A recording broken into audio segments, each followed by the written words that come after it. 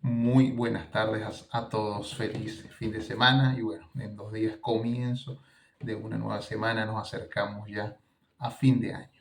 Bienvenidos todos a su programa Geopolítica al Día, en esta quinta entrega desde Europa, temporada número 3. El día de hoy hemos titulado nuestro programa como Semana de Sanciones y es que supimos por diferentes medios, más que todas las redes sociales, el nuevo hegemón mundial de telecomunicaciones y los portales más importantes del mundo, CNN, Reuters, Diario El País en España, la BBC de Londres y otros muchos más, The Wall Street Journal, The Washington Post, todo esto, que la semana tuvo bastante movidita en cuanto al tema sancionatorio, que es una de las políticas de el amigo nuestro del programa Donald Trump, el protagonista de este programa, ya que, bueno, desde enero estamos nosotros comprendiendo, tratando de comprender o tratando de interpretar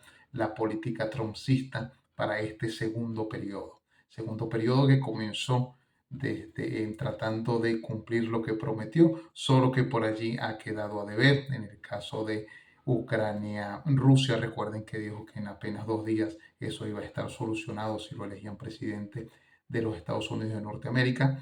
El Hamas e Israel han tenido serios ataques después de la firma de un posible tratado de paz y por supuesto algunos comentarios y algunas interpretaciones, análisis que han hecho diferentes personas del tema Nobel de la Paz al ingeniero María Corina Machado. Ha traído muchísimas formas de verse ese premio. Por un lado se ve como una especie de obsequio, de regalo de ese grupo supremacista, incluso algunos la adhieren al lado sionista y por lo tanto ese premio se lo dieron para poder tratar de subir un poco más el presente de la líder venezolana, ¿no? Por otro lado, lo que la demienten, pues también es un grupo, recordemos, ese nuevo orden mundial que quiere acabar con esos factores o grupos de facto y por supuesto necesita derribar, necesita acabar todo este tipo de premios y todas estas instituciones a nivel mundial que han cimentado la política, la economía, la sociedad, la cultura en los últimos 100 años. Entonces estamos viendo una era que se acaba y una era que comienza, y ese comienzo, como lo dijimos desde el primer día, es netamente digital y así lo vamos a seguir tratando, ¿no? Semana de sanciones, por allí vimos, analizamos e interpretamos las noticias de lo que está pasando en Colombia con Gustavo Petro, el presidente colombiano, el cual ha sido en este momento este, uno de los personajes de la semana. Ha estado en el ojo del huracán, ha estado en el foco mediático, más que todo en palabras, más que todo en estas ruedas de prensa de Donald Trump, donde también lo está involucrando en temas de narcotráfico, incluso, bueno, con algunas cifras de que se ha duplicado, incluso hasta triplicado el tema del narcotráfico desde que Gustavo Petro ganó las elecciones. Recordemos que de Gustavo Petro hablamos en este programa. También dijimos a quién pertenecía, a qué grupo pertenece Gustavo Petro. Recordemos que es también un trabajador del foro, es uno más que vino a llegar que vino y llegó, perdón, con la Revolución Bolivariana a partir de 1992 cuando llega Hugo Chávez a la palestra pública, se activan ciertas formas de gobernanza también a partir de hechos, de narrativas, de sucesos, a través, bueno, del dinero también. Eso lo hemos dicho desde hace bastante tiempo. También lo dijo el Pollo Carvajal en una de sus confesiones, que con dinero de PDVSA, pues también habían patrocinado gobiernos en Argentina con los Kirchner, con Lula da Silva, con Evo Morales, con Correa, que bueno, salió ileso de los crímenes a los que lo estaban haciendo en Ecuador. Puede regresar nuevamente a Ecuador a hacer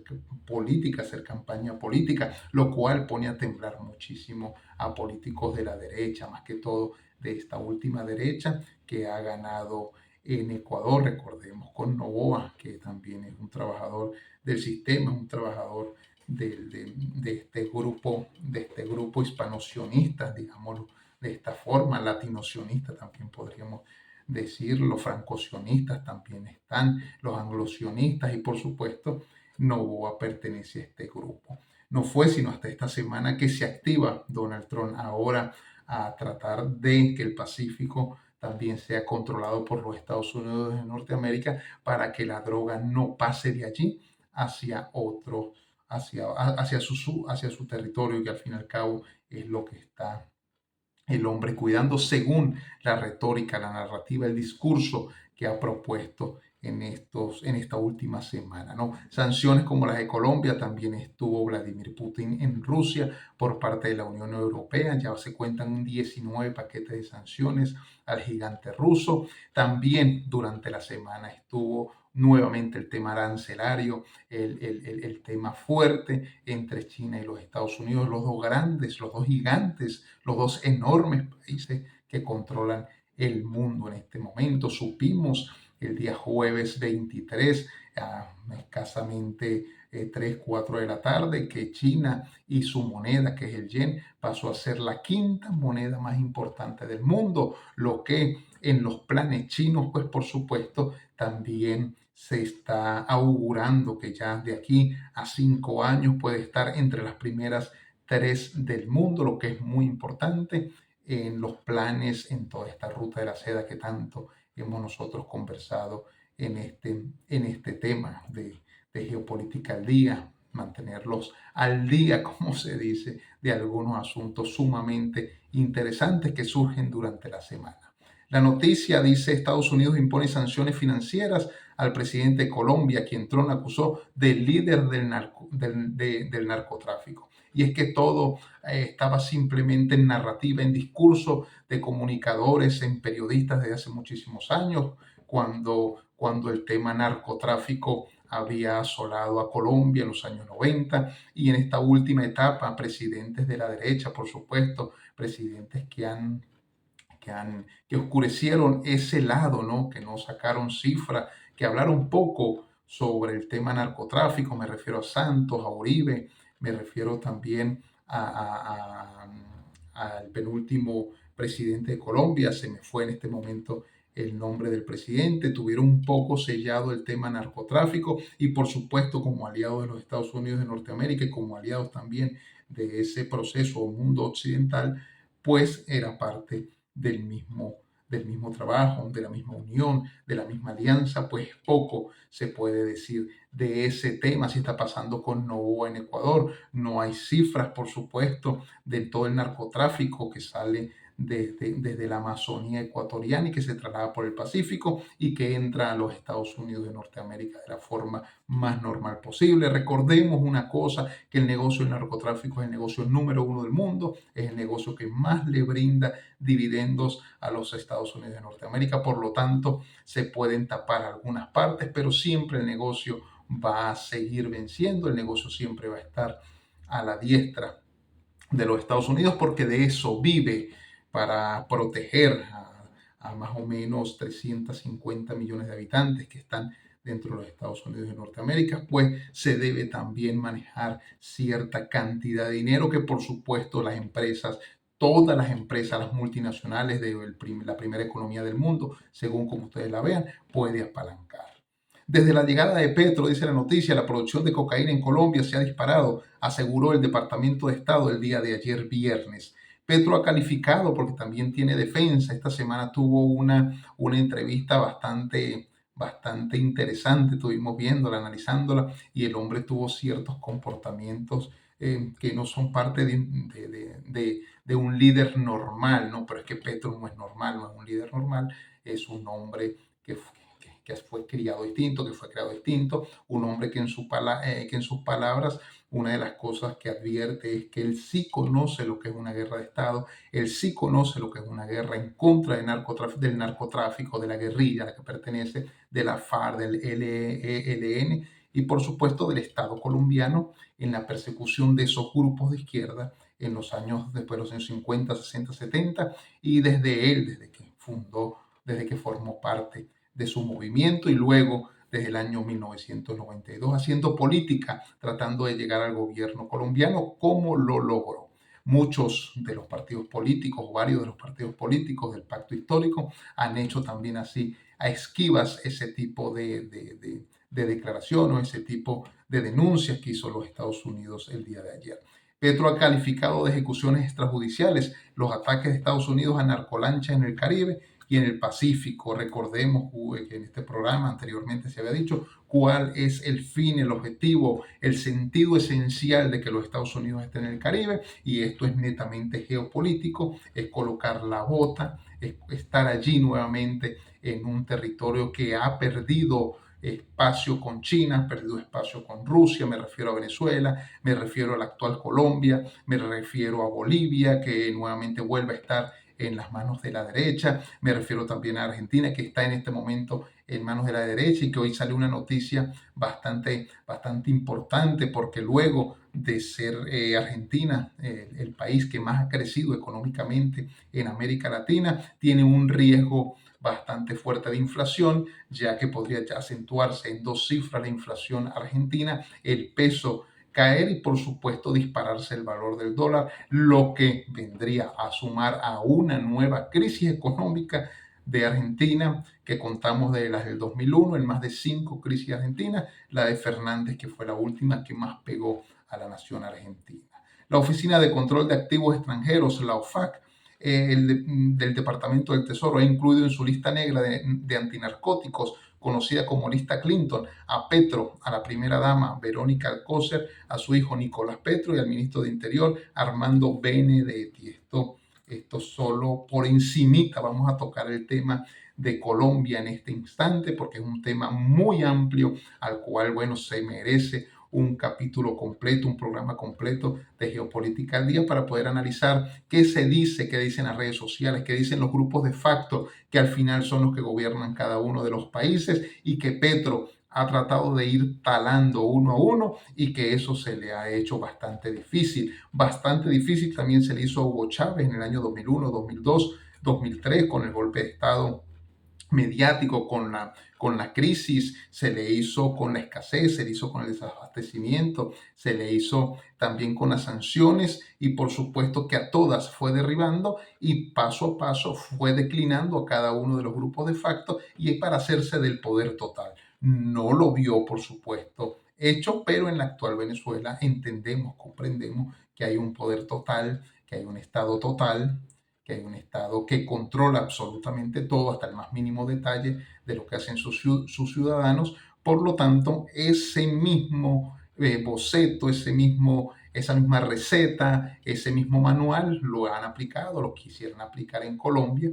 Y bueno, para aplicarlo en Colombia es bastante difícil porque si Venezuela tenía grupos de facto, hablamos de empresas polar en la parte alimenticia, hablamos de la Iglesia Católica, hablamos de la universidad, hablamos de partidos políticos como Acción Democrática y COPEI, hablamos de un sector, hablamos de la meritocracia, hablamos de PDVSA como grupos de facto que contenían un país, pues todos esos fueron cediendo espacio y fueron más bien yéndose en este momento al lado del Estado venezolano actual y observamos que hasta los grupos de facto son capaces de venderse, son capaces de declinar si no hay una política acordada, ¿no? En este momento hablo de alianzas, hablo de engranajes sociopolíticos, socioeconómicos con este tipo de grupos. En Colombia es distinto, ¿no? Comprendemos lo que hizo Uribe. Uribe trató de hacer una medida extraordinaria,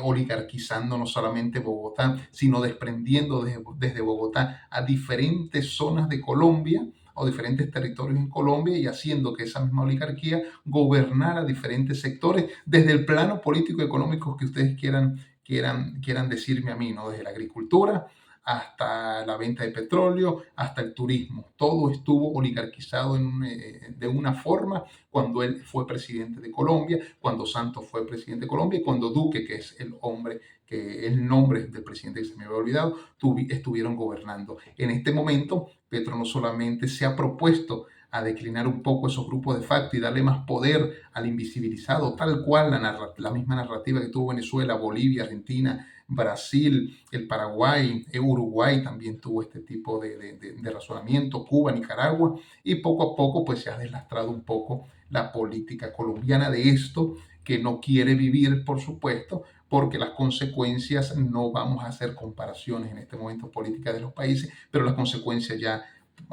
se han visto claras en Venezuela. Venezuela es el ejemplo de todo lo que usted ha querido hacer, de los planes que usted ha querido colocar y se han dado al gobierno venezolano actual. Y por supuesto, los planes también que hubo en la cuarta, pues se dieron totalmente. Así que es una receta o es un manual que pudiesen buscar, que pudiesen hacer o que pudiesen llevar otros países. Ojo, está en juego, ¿no? Hablamos de Argentina, la noticia, Milei, ante el momento más difícil de su gestión.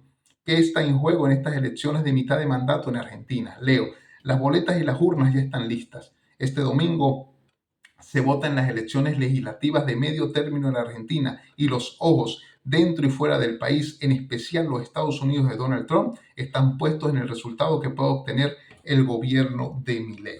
Donald Trump no es tonto, porque si lo fuese, no estuviese en este momento tratando de dominar el mundo con su grupo supremacista y con la cibersociedad. Si Milei no tiene el respaldo, por supuesto que se acaba la ayuda económica, se acaba la ayuda que está haciendo en este momento el sionismo, el anglosionismo para la Argentina. Así que se enfrenta no solamente a perder una Cámara de Representantes, de senadores, de legisladores, como lo quieran llamar, sino también el apoyo internacional que tan importante se le ha hecho a Javier Milei. Vimos en redes sociales cómo fue abuchado, incluso fue custodiado por parte de su vigilancia para que no fuese maltratado por su propio pueblo. En estos días también, bueno, han habido marchas, han habido diferentes asuntos dentro de la Argentina que los medios de comunicación, por supuesto, no pasan porque Milei pertenece a uno de los grupos que gobiernan las telecomunicaciones y por lo tanto no lo vemos. Pero están las redes sociales, están ya estos telefonitos, estos móviles que son muy, pero muy útiles para saber, no la verdad, pero parte de la verdad como testigos en este momento. El oficialismo llega el 26 de octubre sacudido por la alta volatilidad en la cotización del dólar, que no se calma a pesar de los anuncios de salvataje por parte del Tesoro de los Estados Unidos de ayuda económica. En Argentina este tipo de movimientos viene acompañado de la amenaza de una devaluación del peso y pone en alerta la posibilidad de regresar a una inflación mensual de 2 dígitos que el gobierno de Milei logró frenar en sus primeros 2 años de gobierno. Esto es clave entenderlo. Una de las economías que más creció con un PIB bastante alto y la inflación y una de las inflaciones más bajas de Latinoamérica se enfrenta solo a una decisión para que el impacto económico vuelva a desafiar a la muy mal estructurada economía argentina que en 25 años ha tenido altos y bajos. El frente económico no es, sin embargo, su único desafío. Leo, la administración Milei quedó golpeada por la derrota en las elecciones legislativas de septiembre en la provincia de Buenos Aires, el distrito con mayor población del país, y la necesidad de conseguir un número de legisladores que le permita avanzar con sus reformas y sostener el plan económico los 2 años que le quedan de gobierno. Ojo, no solamente se enfrenta desde el plano internacional a seguir siendo parte de un grupo que lo apoya, no solamente económicamente, sino socialmente en el extranjero, sea con asesores, sea de sus embajadas, de su consulado. Segundo, se enfrenta a una próxima crisis económica de no salir victorioso su partido o el oficialismo en las próximas elecciones legislativas que son el día de mañana. Esto lo vamos a estar midiendo, esto lo vamos a estar viendo. Mañana es 26 de octubre ya y estas elecciones van a paralizar un poco el continente. Se enfrentan dos modelos, se siguen enfrentando dos modelos, esto lo hemos dicho, bueno, infinidad de veces, dos modelos, la derecha, la izquierda, como ustedes lo quieran llamar, el nuevo orden mundial, la mundialización, como ustedes lo quieran ver, el sionismo en contra del comunismo, si ustedes también lo quieren ver por ese camino, pero se están enfrentando en todos los sectores, desde lo local hasta lo internacional. Y Argentina no escapa a ello y se lo está midiendo. Ojo, se está midiendo la economía en un país que ha desgastado su parte de su entrada de dinero en otros gobiernos a la asistencia social. Hay que estar claro en esto, que Milei ha bajado un poco la asistencia social, ha bajado también la educación gratuita en las universidades, ha sido todo un tema de debate dentro de Argentina, lo que ha hecho Javier Milei. Por lo tanto, sentimos nosotros de este programa que las elecciones de mañana marcan un antes y un después en Argentina, más observándose lo que pasó con Cristina Fernández de Kirchner, que está apresada, que tiene casa por cárcel, es una líder, el peronismo no está contento con esto, las clases sociales intermedias y bajas no están contentos con esto, así que bueno, se esperan mucho de estas elecciones en Argentina y del futuro próximo. Uno de los temas claves que traíamos esta semana es la ebullición que ha hecho los Estados Unidos y China en esta última semana. Hicieron nuevamente tambalear los mercados, el mercado del oro que la semana pasada llevaba ya 9 semanas completas a la alza. Esta semana hubo un retroceso, hubo una contracción bastante importante, bastante interesante. Más tarde hablamos un poco de los precios del oro. Tengo la noticia, Reuters, Estados Unidos y China buscan en Malasia evitar una escalada y salvar la reunión entre Trump y Xi Jinping.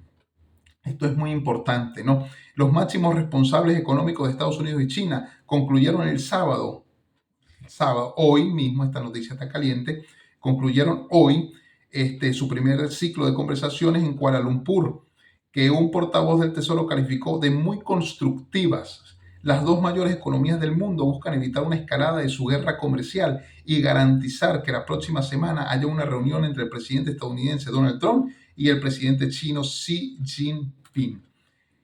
Estas recientes medidas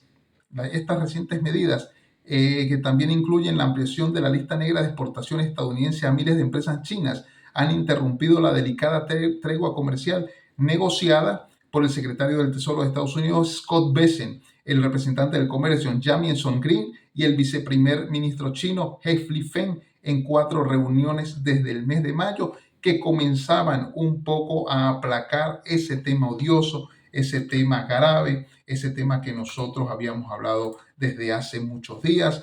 Con el tema arancelario es un tema bastante denso, es un tema que pone al mundo de cabeza, cómo dos economías pueden poner al mundo de cabeza. Aquí está, dijimos hace unos pocos minutos, es la quinta moneda más importante del mundo, el yuan chino.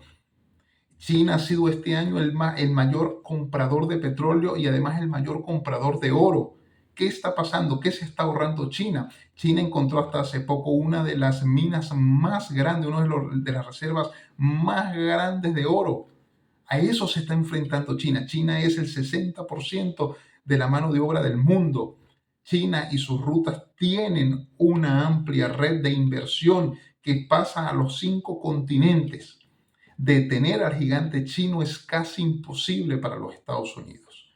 Y es imposible, y lo está haciendo desde el punto de vista más claro, que es el punto de vista económico. Sancionar a China con el 100%, y recuerden que esto estuvo diciéndose que hasta 150, 175% de aranceles, y China con solamente colocar el 100% de sus aranceles derrotaría gravemente a la economía estadounidense.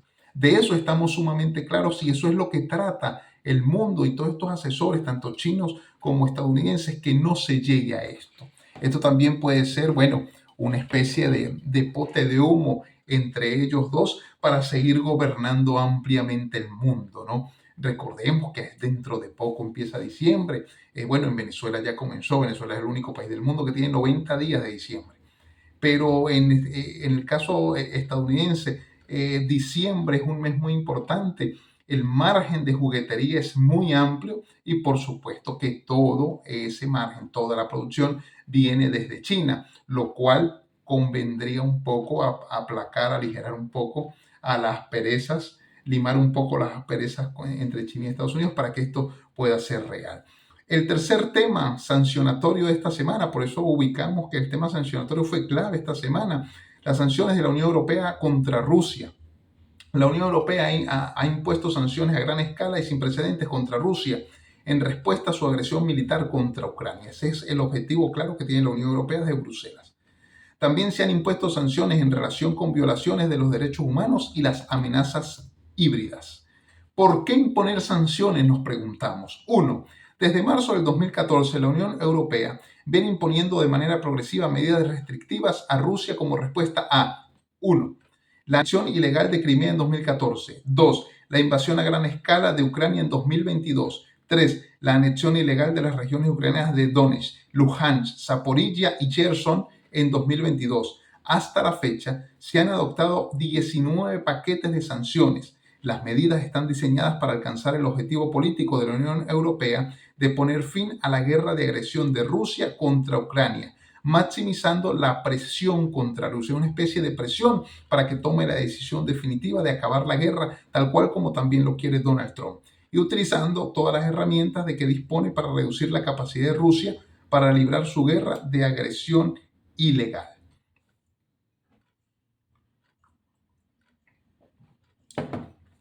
Las sanciones de la Unión Europea están cuidadosamente orientadas. Este es el punto 2. Orientadas, se han concebido para ser proporcionadas y tienen carácter temporal. Esto significa que se revisan periódicamente y que la Unión Europea puede calibrarlas, facilitarlas o ponerle fin. Si se alcanzan los objetivos de la Unión Europea o se dan pasos notables hacia ellos, se acaban las sanciones. Es decir, si tú haces lo que yo te pido, las sanciones se van a acabar. Tal cual como hace los Estados Unidos con un país como Venezuela, como hace con la misma China, lo que hace con Rusia, lo que tiene 45 años haciendo con Irán. También la Unión Europea como emporio, como mandamás aquí en Europa, pues por supuesto coloca también ese tipo de sanciones para poder presionar. No hay otro objetivo para las sanciones que es la presión que hace. La Unión Europea ha adoptado sanciones también contra Bielorrusia, Irán y Corea del Norte en respuesta a su apoyo a Rusia en la agresión militar contra Ucrania. De esto es lo mismo, siempre están siendo los mismos sancionados. Faltó Venezuela, solamente aquí que la Unión Europea sancionara nuevamente a Venezuela para que el paquetico de países que están sancionados aparezca en el mismo periódico, en la misma en primera plana que siempre aparece. El tema de Venezuela, con esta amenaza de invasión militar, la vamos a dejar hoy de lado. Es un tema álgido, un tema denso que llevamos semana tras semana observando más que todo la guerra mediática, esta guerra que ya no es de cuarta, sino de quinta generación, donde la inteligencia artificial también entra a jugar de lleno. Y por supuesto que muchas cosas de las que se dicen allí, antes con la guerra de cuarta generación, que era la mediática, podían hacer una especie de directriz comunicacional. Actualmente no solamente es la directriz comunicacional, sino el invento a través de panfletos, de un periódico, incluso de algún video que podría hacer la inteligencia artificial fácilmente. Así que mucho cuidado. Con ello, bueno, seguimos insistiendo que la economía venezolana, la política venezolana o del gobierno venezolano sigue siendo errado. Ya el dólar pisó aproximadamente el legal, pisó los 210 bolívares por dólar, entendiéndose que un sueldo mínimo de 130 pasó a ser apenas 0,60 centavos de dólar. No hay país que se le iguale a Venezuela en este caso de los sueldos o salarios más bajos del mundo, sino que también se empieza a sumar toda una trama, todo un show mediático que también crea el gobierno para seguir, como en los últimos 25 años, con la política de la dispersión.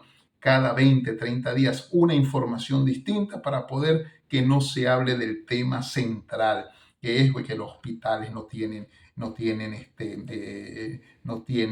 médicos, que han tenido que emigrar, no hay enfermeras, no hay medicamentos, no hay utilería, no hay herramientas que hacer, y a esto no se le dice nada. Vimos esta semana, hace 2 semanas también, cómo Cachea y Tracking comienza a explotarse la burbuja, esa burbuja que 3, 4 sectores en Venezuela crearon para una población mínima que son familiares, terceros, allegados o los famosos enchufados, donde ellos simplemente podían estar, podían comprar y posiblemente eran los únicos que se divertían con esa cantidad de dólares que entraron al mercado de dividendos de negocios que, bueno, ya conocemos cuáles son los negocios en Venezuela. Así que ojo con esto, sigue tratándose el tema de la transición, podríamos recrear un tema, un capítulo completo para el tema de la transición, donde 5 grupos están luchando en este momento la transición venezolana, obviamente sin Maduro y sin lo que está buscando los Estados Unidos, pero sí para darle mayor agonía a lo que ya posiblemente estemos viendo. Por otro lado, las amenazas, según algunos senadores estadounidenses, incluso la ONU, que ha tenido que intervenir, ha dicho que son amenazas serias de intervención militar por parte de una potencia como son los Estados Unidos de Norteamérica a un país como Venezuela. Entonces, bueno, en esto seguiremos, tratamos siempre de darle una mirada muy crítica, muy objetiva, a veces cuesta muchísimo, pero hay que hacerlo, hay que tratar de hacerlo. El mercado global, bueno, vamos a ir con los tres grandes, el gran ganador de la semana que fue el petróleo, el Brent Oil, se encontraba en el subsuelo el día lunes entre 59 y 60 dólares el barril de Brent y ayer culminó con 67.67 dólares el barril de Brent, lo que lo coloca como el ganador de la semana. El Bitcoin retrocedió, estaba en los 125.000, alcanzando un techo histórico, retrocedió hasta los 96.012, lo cual sigue siendo un activo refugio, la criptomoneda más importante del mundo y por supuesto un negocio bastante apetecible para los que en este momento quieran comprar, porque las estimaciones son de $500,000 a $1,000,000 de aquí a 10 años. Así que el negocio, así que bueno, el beneficio va a ser muy, pero muy rentable. Es el negocio más rentable que podrían hacer en este momento. El oro, que llevaba 9 semanas seguidas, unos 45 días de trabajo seguidos, sube, que sube, que sube a la alza por cómo se encontraba en crisis el mundo, perdón. Esta semana el dólar tuvo fortaleza, las cifras de la Fed en cuanto a vivienda, en cuanto a todo lo que se recoge del tema Fed, que es de la Reserva Federal, pues fue bastante positivo para el dólar y el oro hizo cierto retroceso, un retroceso bastante interesante, ubicándose el día de ayer en los 4.114 dólares la onza. Estaba más abajo, llegó a tocar los 4.004 dólares el día jueves, día miércoles, y ayer, bueno, se había cerrado el día lunes, martes, miércoles, que estuvo a la alza en 4.378 dólares la onza, lo que lo ubicó como el activo más importante del mundo, el más costoso del mundo y que ha subido ya en lo que se registra en el año 2025 un 62%. Ningún negocio en este año ha subido tanto como el oro, 62%. Ninguna moneda ha decaído o se ha devaluado tanto en este año. Obviamente si hablamos, pues hablamos de Venezuela, pero de monedas fuertes, el dólar ha tenido unas devaluaciones, han habido retrocesos desde la llegada de Donald Trump, 20 de enero del año 2025. Ha tratado también de eso que hablábamos hace rato, de tratar de desplazar a los grupos de facto que ya gobernaban los Estados Unidos. Estamos hablando de la banca, de la tecnología en este momento, y estamos hablando de Hollywood también, a la que Donald Trump ha tenido que hacer mención, ¿no? Eh, Establecerse en un país con un tipo de poder o gobernar son dos cosas distintas. Yo quiero gobernar, paso 5 años gobernando con lo que ya había y no muevo mucho. Tratar, que fue lo que hizo Hugo Chávez a partir de 1999, lo que hizo Evo Morales después del 2006, lo que hizo Lula da Silva, lo que ha hecho lo que hicieron, lo que hizo Néstor Kirchner en Argentina, lo que hizo Fidel Castro en Cuba, lo que está haciendo en Nicaragua Ortega, lo que está haciendo Xi Jinping, lo que está tratando de hacer Donald Trump es desmontar los grupos de facto que han gobernado 100 años esos países y colocar otros, colocarlos a mi manera y a mi medida. Y para eso necesita tres factores distintos, que es una constitución. Cambiar la constitución es clave en la parte legal. Segundo, tener las fuerzas armadas para mí, que me obedezcan, que me respeten y que por supuesto me protejan. Y tercero, el último medio creo que es la tecnología. Y si en este momento tengo la tecnología, redes sociales y a eso le agrego la inteligencia artificial, con esos tres poderes yo gobierno sin pueblo, sin votos, ¿no? Porque estamos viendo que estos países a los que nos referimos no tuvieron votos, no tienen mayor presencia democrática, ¿no? Sacó a China de ese paquete porque China tiene un legado ancestral milenario y por supuesto está buscando nuevamente llegar al punto donde quedó hace aproximadamente 500, 600 años de historia rica de China. Entonces, bueno, nada, me despido. Espero que les guste este programa. Nos vemos en los que comentan al privado, que son muchísimos más, los que me hablan, los que también, bueno, no les gusta el programa, están en todo su derecho. Es más, me motivan cada día más a seguir haciendo esto. Gracias a todos. Que pasen un feliz fin de semana.